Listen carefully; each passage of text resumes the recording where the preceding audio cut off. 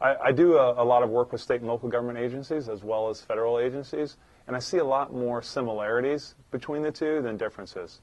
For example, one way to look at the state of California is the 8th largest economy in the world, and it's also probably one of the largest government entities in the world too. So their needs are very similar to that of federal civilian agencies, right? They have departments of state, they have departments of revenue, the same kind of problems that we're trying to solve here in Washington, they're trying to solve in Sacramento, sometimes on a smaller scale and then sometimes on a larger scale, actually. So to me it's very rewarding because I do see a lot of similarities, and we're able to pull use cases and success stories that we've had on the federal side or on the state and local side and share them with our government customers so they can kind of share in those best practices and move forward with their agency's initiatives.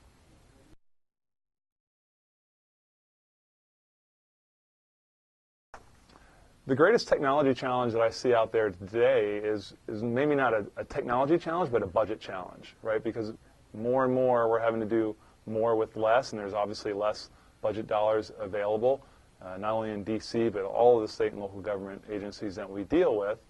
So they need to realize how can they leverage their current investments they've already made in a lot of back-end systems and ERP systems and case management systems and any number of databases out there, and kind of bridge all these silos together.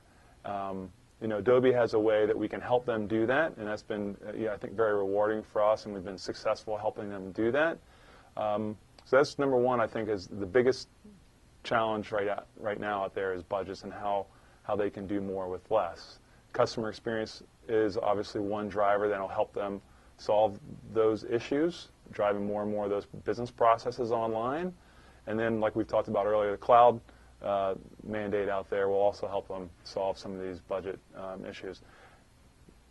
Conversely, though, it's also going to bring up some technology challenges because you can't just wholesale, do a rip and replace or back the truck up to the back of the warehouse and put everything up in this magical cloud.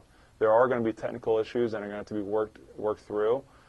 More and more, what I see customers doing is taking a run, or should I say, a crawl, jog, run approach to it. So, let's not solve the biggest problem first, but let's establish some best practices, off-source or put up into the cloud some processes that aren't necessarily the most mission critical right now, but take some lessons learned from that.